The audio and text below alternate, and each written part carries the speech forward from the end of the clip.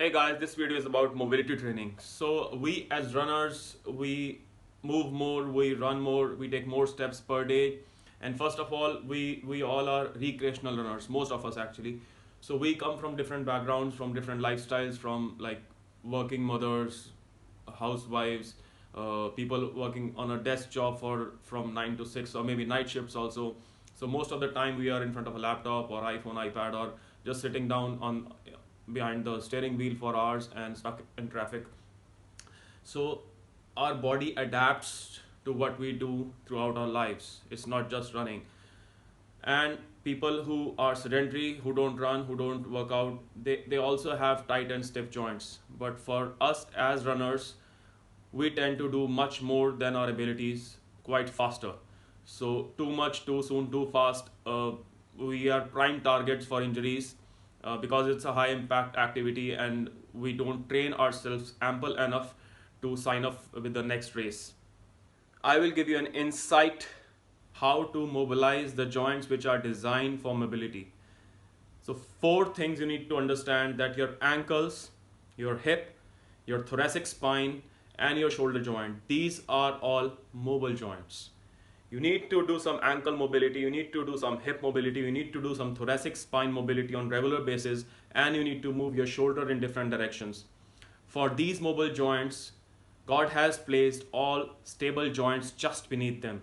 So for your ankle mobility, your foot is stable. For your hip mobility, your knees need to be stable. For your thoracic spine, your middle spine mobility, your thoracic spine, your lumbar spine need to be stable. For your shoulder joint, your clunohumeral joint, your scapula need to be stable to let your shoulder move in all directions. If you address these joints in the manner they are designed, you will be much better as a runner, as a human being, and you will carry a much better posture throughout your day, not just while running. Do it every day. Do it like twice a day if you feel tightness, or if you have a stiff body genetically.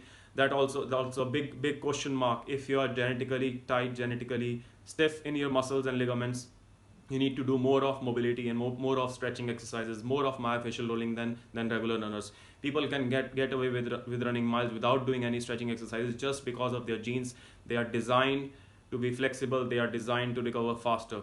People who are tight, who experience tightness, stiffness in joints on regular basis after every run, they need to do more of myofascial rolling, more of mobility than any other athlete on this planet. So it doesn't matter where you feel the pain or where you feel you are injured. It can be some other part of the body which is not working properly.